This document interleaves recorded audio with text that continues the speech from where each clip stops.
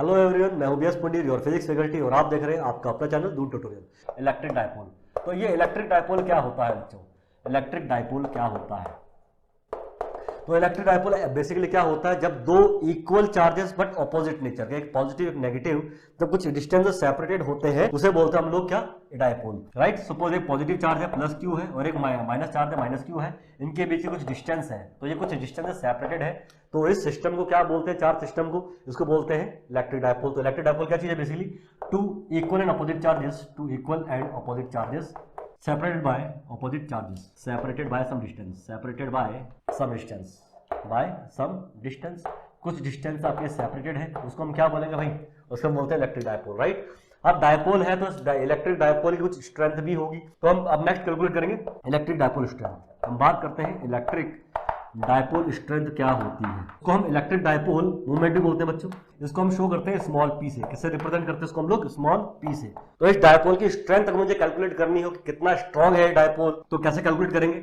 इस डायपोल की स्ट्रेंथ को कैलकुलेट करने के लिए बच्चों, कोई सा भी एक चार्ज पकड़ लो, दोनों का मैग्नीट्यूड तो सेम है, तो किसी भी एक चार्ज का मैग्नीट्यूड पकड़ लेंगे और इन दोनों के बीच की जो डिस्टेंस है उससे मल्टीप्लाई कर देंगे। राइट। तो इससे आपको क्या मिल जाएगा? इस डायपोल की स्ट्रेंथ मिल जाएगी। राइट। तो यहां से इसकी एसआई यूनिट कितनी आती है? इसकी एसआई यूनिट बच्चों आती है आपकी, ये चार्ज की होती है कूलाम और लेंथ की होती है मीटर, तो उसकी एसआई यूनिट क्या आ जाएगी? Coulomb metre. ठीक है जी। अच्छा, एक ये वेक्टर क्वांटिटी है। हाँ, वेक्टर क्वांटिटी है तो बच्चों इसकी डायरेक्शन भी होगी कुछ। ठीक है जी। तो इसकी डायरेक्शन पता करने के लिए हम क्या करेंगे? तो उसकी डायरेक्शन किस तरफ होती है? तो डायपोल मूवमेंट की डायरेक्शन माइनस चार्ज से बच्चों पॉजिटिव चार्ज की तरफ होती है, माइनस से पॉजिटिव की तरफ होती है, माइनस से पॉजिटिव चार्ज की तरफ होती है। तो उसकी डायरेक्शन किस तरफ होती है? डायरेक्शन इसकी होती है आपका negative Q to positive Q, positive Q. Right. इस चीज का ध्यान रखेंगे। और electric field intensity capital E की डायरेक्शन किस तरफ होती है? वो होती है पॉजिटिव से नेगेटिव चार्ज की तरफ। आपको इस चीज का ध्यान रखना है। इलेक्ट्रिक फील्ड इंटेंसिटी के ऑपोजिट डायरेक्शन में होता है डायपोल मूवमेंट। तो आप लोगों को आइडिया लग गया होगा कि डायपोल की स्ट्रेंथ, किसी इलेक्ट्रिक डायपोल की स्ट्रेंथ हम कैसे कैलकुलेट कर सकते हैं। राइट। तो आप इसमें नोट कर लीजिएगा। राइट। हम आगे बढ़ेंगे। किसी डायपोल के कारण किसी पॉइंट पर कितनी इलेक्ट्रिक फील्ड होती है? अभी तक आपने जो इलेक्ट्रिक फील्ड कैलकुलेट करी थी वो एक पॉइंट चार्ज के कारण किसी दूसरे पॉइंट पर कितनी थी वो फाइंड करी थी। अब हमारे पास पॉइंट चार्ज नहीं है बच्चों, अब हमारे पास पॉइंट चार्ज नहीं है, हमारे पास दो चार्जेस हैं। समझ गए ना? अब इन दोनों चार्ज सिस्टम के कारण किसी तीसरे पॉइंट पर कितनी इलेक्ट्रिक फील्ड होगी, तो ये भी निकालना आपको आना चाहिए। चलिए बच्चों, अब हम फाइंड करेंगे किसी इलेक्ट्रिक डायपोल के कारण किसी पॉइंट पर कितनी इलेक्ट्रिक फील्ड होती है। राइट। तो हमारा टॉपिक क्या भैया? हमारा टॉपिक है इलेक्ट्रिक फील्ड इंटेंसिटी। तो किसी इलेक्ट्रिक डायपोल के कारण किसी पॉइंट पर कितनी इलेक्ट्रिक फील्ड होगी। इसमें आपके बेसिकली दो केस बनेंगे। आपके दो केस बनते हैं इसमें। पहले केस में तो आपका जो पॉइंट होगा जहां पर आपको इलेक्ट्रिक फील्ड फाइंड करनी है वो उस डायपोल की एक्सियल लाइन पर है। ठीक है जी। तो पहला पॉइंट हम पहले केस हम कहां पे लेंगे? The point is eight axial line of dipole. तो डायपोल की एक्सियल लाइन से क्या मतलब होता है बच्चों? ये दो चार्जेस है। ठीक है जी। अब इन दोनों चार्जेस से पास होने वाली एक इमेजिनरी लाइन, दोनों चार्जेस से पास होगी वो लाइन, और इन दोनों डायरेक्शन में एक्सटेंड कर रही है लाइन, तो इस लाइन को हम क्या बोलेंगे? इसको बोलते हैं एक्सियल लाइन। क्या बोलते हैं इसको हम लोग? Axial line. इस एक्सियल लाइन के में कोई पॉइंट है P, इस पॉइंट P पर मुझे इस डायपोल के कारण इलेक्ट्रिक फील्ड फाइंड करनी है। अच्छा, ये जो पॉइंट P है इस डायपोल के सेंटर से कितना दूर है बच्चों? ये है स्मॉल r की दूरी पर है। तो ये पॉइंट P इस डायपोल के सेंटर से स्मॉल r की दूरी पर है। और आप लोगों को पता है इन दोनों चार्जेस के बीच की दूरी हम कितनी लेते हैं बच्चों? 2l लेते हैं। तो ये वाली डिस्टेंस कितनी हो जाएगी? ये भी l हो जाएगी, ये भी कितनी हो जाएगी? l हो जाएगी। इन दोनों के बीच डिस्टेंस हम कितनी लेते हैं? 2l लेते हैं ना। तो ये डिस्टेंस हाफ डिस्टेंस l हो जाएगी, ये हाफ डिस्टेंस आपकी l हो जाएगी। अब आपको इस पॉइंट पर इस डायपोल की वजह से इलेक्ट्रिक फील्ड फाइंड करनी है। इस डायपोल की वजह से, डायपोल की वजह से मतलब होता है नेगेटिव चार्ज के कारण यहाँ पे इलेक्ट्रिक फील्ड फाइंड करनी है और पॉजिटिव चार्ज के कारण यहाँ पे इलेक्ट्रिक फील्ड फाइंड करनी है। और आप लोगों को अच्छी तरह से पता है जिस पॉइंट पर हमें इलेक्ट्रिक फील्ड फाइंड करनी होती है उस पॉइंट पर हम कौन सा चार्ज रखते हैं? +1 कूलम चार्ज रखते हैं। याद आया बच्चों? तो +1, ये माइनस क्यू, तो माइनस क्यू उस +1 को अपनी तरफ खींचेगा भाई, तो माइनस क्यू के कारण यहाँ पे इलेक्ट्रिक फील्ड इस तरफ होगी E1। ठीक है जी। इस प्लस क्यू के कारण यहाँ पे इलेक्ट्रिक फील्ड किस तरफ होगी? प्लस क्यू इस +1 को रिपेल करेगा, तो यहाँ पर इलेक्ट्रिक फील्ड आपकी इस तरफ होगी E2। राइट। कोई दिक्कत नहीं आता। तो यहाँ पर दो इलेक्ट्रिक फील्ड है, माइनस क्यू करंट इस तरफ और प्लस क्यू के कारण यहाँ पर इलेक्ट्रिक फील्ड इस तरफ है। और नेट इलेक्ट्रिक फील्ड कितनी होगी बच्चों? अब दोनों इलेक्ट्रिक फील्ड यहाँ पर ऑपोजिट डायरेक्शन में है, तो ऑब्वियस सी बात है ज्यादा वाली इलेक्ट्रिक फील्ड में से कम वाली इलेक्ट्रिक फील्ड माइनस करेंगे। अब इन दोनों चार्जेस में से कौन सा चार्ज इस पॉइंट के पास में है, देखा है तो ये वाला पॉइंट, ये वाला चार्ज जो है इस पॉइंट के पास है, तो इसका इन्फ्लुएंस यहां पर ज्यादा होगा, मतलब E1 की वैल्यू ज्यादा होगी। तो आप नेट कैसे फाइंड करेंगे, E1 माइनस E2। अब ये बताओ इन दोनों चार्ज के बीच की दूरी कैसे निकालेंगे, ये वाली दूरी, ये डिस्टेंस बच्चों, ये दूरी, ये वाली दूरी, ये माइनस क्यू से कितना दूर है पॉइंट P, ये डिस्टेंस आपकी R है, ये L है, तो आपको लगता है कि ये डिस्टेंस R माइनस L हो जाएगी। और इस प्लस क्यू से कितना दूर है पॉइंट P, ये वाली डिस्टेंस बच्चों कितनी है, ये देखो ये R है डिस्टेंस, है ना, इस सेंटर से कितना दूर है, ये R डिस्टेंस पर है, और ये डिस्टेंस कितनी है, L है। तो प्लस क्यू से कितना दूर है पॉइंट P, ये R प्लस L दूरी पर है, तो ये दूरी कितनी हो जाएगी, R प्लस L, राइट। तो प्लस क्यू से ये point P R plus L की दूरी पर है, माइनस क्यू से R माइनस L की दूरी पर है। तो E1 कैसे फाइंड करेंगे भाई, E1 होगा माइनस क्यू चार्ज के कारण यहां पर कितनी इलेक्ट्रिक फील्ड है, E1 है, कैसे फाइंड करेंगे, K Q माइनस क्यू से इसकी दूरी कितनी है बच्चों, ये R माइनस L है, तो अपॉन R माइनस L का होल स्क्वायर माइनस E2। अब E2 किसके कारण है, प्लस क्यू के कारण है, प्लस क्यू से इसकी दूरी कितनी है बच्चों, प्लस ये पॉइंट P की ये दूरी है R प्लस L, तो K Q upon R plus L का होल स्क्वायर आपका ये हो जाएगा, राइट। अब आपको पता है ई नेट कैसे निकालते हैं हम लोग, ई नेट निकालने के लिए आप क्या करेंगे भाई, के क्यू तो कॉमन लिया जा सकता है दोनों में से, के क्यू कॉमन ले लेंगे आप लोग, तो ई नेट कैसे निकालेंगे, के क्यू ले लिया आपने कॉमन, अंदर क्या बचेगा, अंदर बचेगा आपका R माइनस L का whole square minus 1 upon R plus L का होल स्क्वायर, राइट।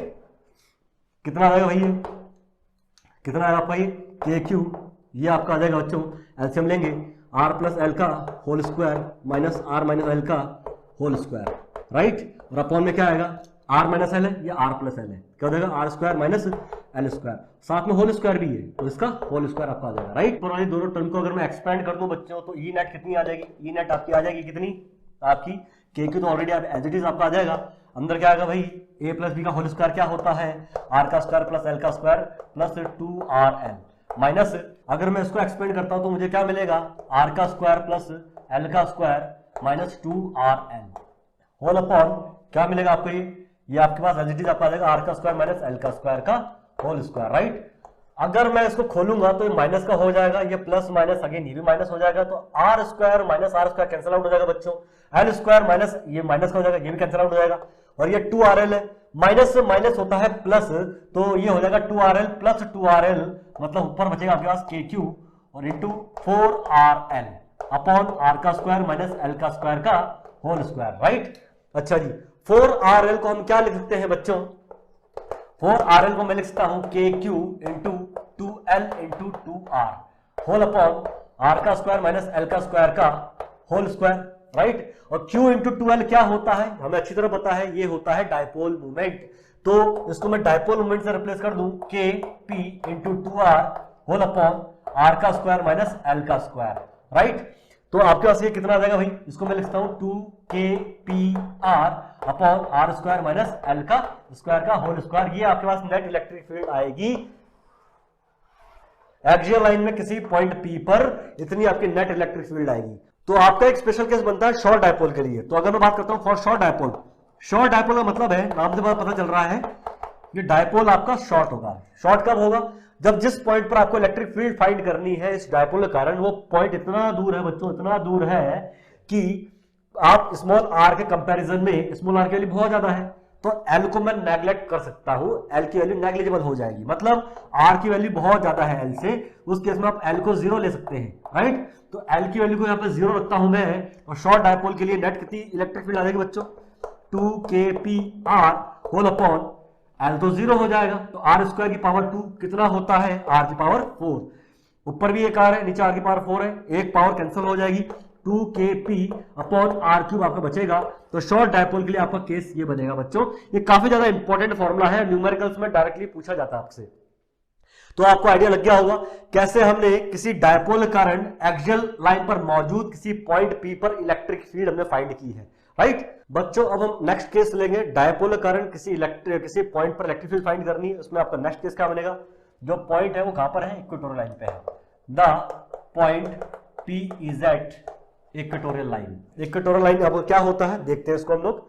तो सपोज मेरे पास एक पॉजिटिव चार्ज है, ये आपका नेगेटिव चार्ज है, ठीक है।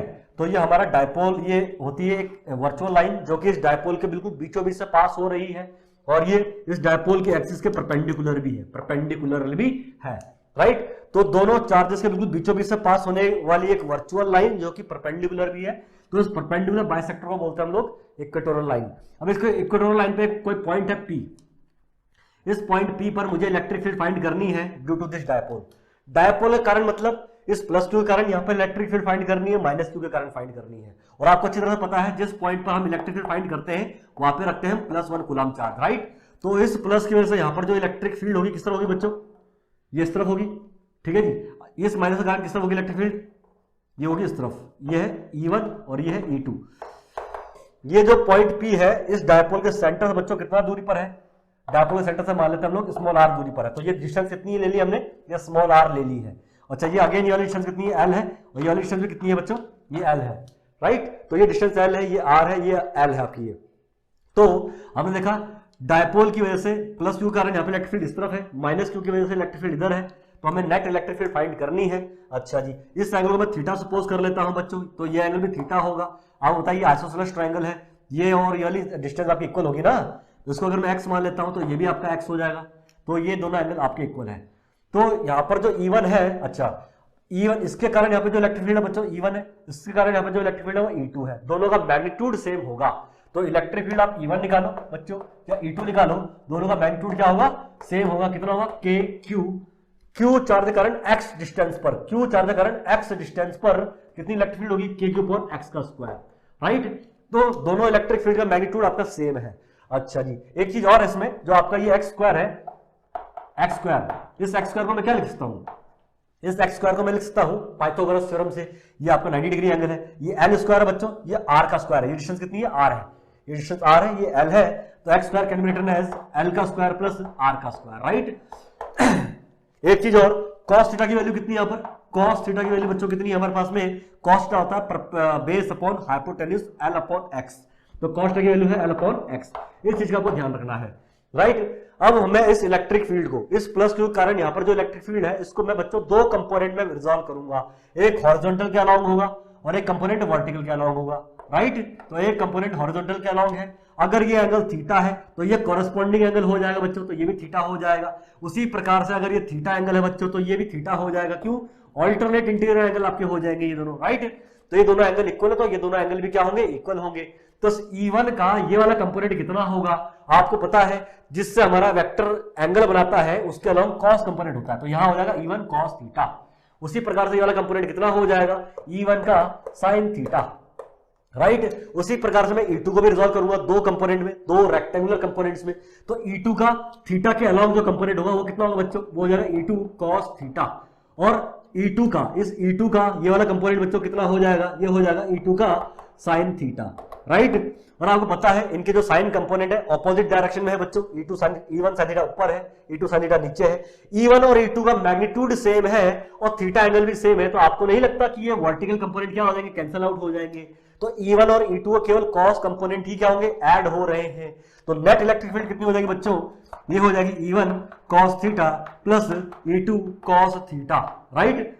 अच्छा जी, E1 E2 का मैग्नीट्यूड सेम है, तो हम इसको क्या लिख सकते हैं, सिंपली E1 cos थीटा, क्योंकि थीटा तो ऑलरेडी सेम है, E1 E2 भी सेम है, तो rather than writing it as E2 cos theta, मैं इसको भी E1 cos थीटा लिख सकता हूं। E1 cos theta plus E1 cos theta 2 E1 cos theta हो जाएगा। और E1 का मैग्नीट्यूड कितना है, E1 का मैग्नीट्यूड हमारे पास में है 2kq/x का स्क्वायर, और cos थीटा की वैल्यू कितनी है, L/x। तो सॉल्व करेंगे हमारे पास में कितना आ जाएगा, ये नेट इलेक्ट्रिक फील्ड बच्चों आपकी आ जाएगी कितनी, ये नेट इलेक्ट्रिक फील्ड आपकी आ जाएगी KQ इंटू 2L, 2 को मैं उधर लिख देता हूं, KQ इंटू 2L अपॉन नीचे क्या आ जाएगा, x स्क्वायर इंटू एक्स, कितना हो जाता है बच्चों, ये होता है आपका x क्यूब, कितना हो जाएगा ये x क्यूब, राइट। और Q इंटू 2L सबको पता है क्या होता है, dipole moment, Q into 2L क्या है, डायपोल मोमेंट अपॉन, अच्छा जी, x की वैल्यू कितनी है बच्चों, x की वैल्यू है n square plus r square की पावर 1/2, राइट, 1/2 है।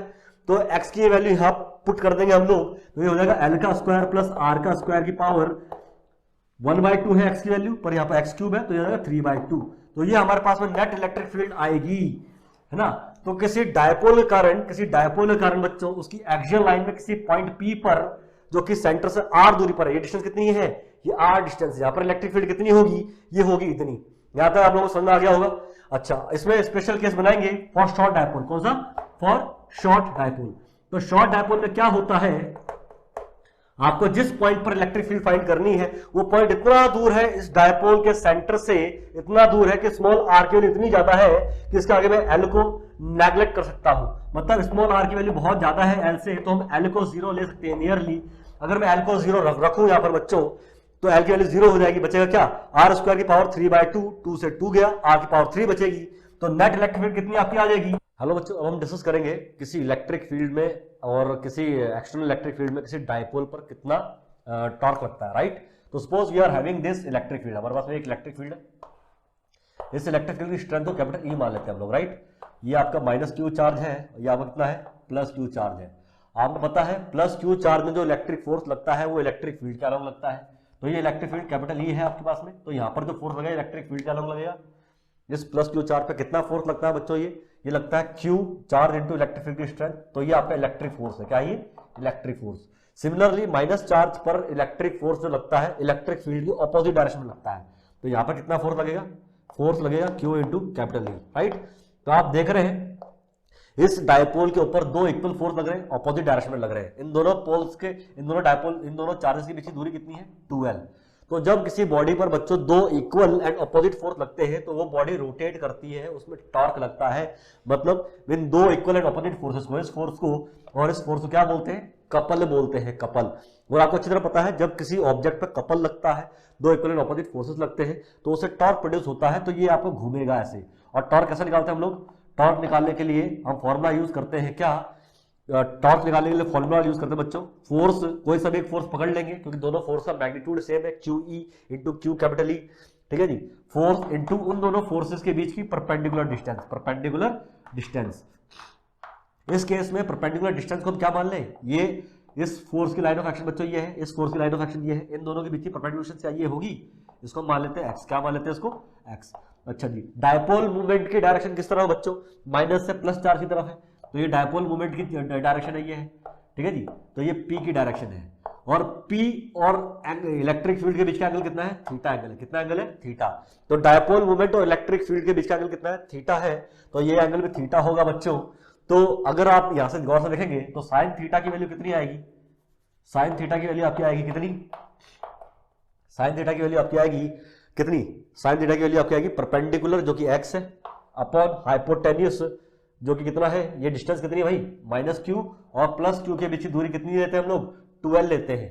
तो x अपॉन 2l, तो साइन थीटा होता है परपेंडिकुलर अपॉन हाइपोटेन्यूस। तो यहां से x की वैल्यू कितनी आ जाएगी बच्चों, x की वैल्यू आपकी आ जाएगी 2l sine theta, 2l sine theta, right. अच्छा, यहां पर फोर्स कितना लग रहा है, हमें क्या है टॉर्क निकालने के लिए फोर्स चाहिए, कोई सा भी एक फोर्स, या तो ये वाला फोर्स ले ले आप, या तो ये वाला फोर्स ले ले। तो फोर्स है Q इंटू कैपिटल E, दोनों के बीच की परपेंडिकुलर डिस्टेंस कितनी है बच्चों, वो है x, वो डिस्टेंस कितनी है x, और x की वैल्यू हमारी कितनी है 2l साइन थीटा। तो टॉर्क कितना आ जाएगा, तो टॉर्क की वैल्यू हमारे पास में आ जाएगी आपकी कितनी, QE into 2l sine theta, right. और आपको अच्छी तरह से पता है कि आपका जो Q इंटू 2l क्या होता है, Q इंटू 2l आपका होता है डायपोल मूवमेंट। तो Q इंटू 2l की जगह मैं लिखूंगा dipole movement into E into sine theta, ये आपका टॉर्क आ जाएगा। क्या आ जाएगा भाई, टॉर्क आ जाएगा। तो टॉर्क कितना होता है भाई, किसी P डायपोल स्ट्रेंथ के इलेक्ट्रिक डायपोल को अगर मैं कैपिटल E इलेक्ट्रिक फील्ड में रखूं थीटा एंगल पर, तो उस डायपोल के ऊपर कितना टॉर्क लगेगा, PE साइन थीटा, राइट। तो टॉर्क को वेक्टर फॉर्म में लिखेंगे तो ये हमारे पास में आएगा E vector cross P vector. I hope कि आपको ये चीज समझ में आ गई होगी कि डायपोल के ऊपर टॉर्क हम कैसे निकालते हैं। सीबीएसई के पॉइंट ऑफ व्यू काफी इंपॉर्टेंट आपका क्वेश्चन बनता है ये, राइट।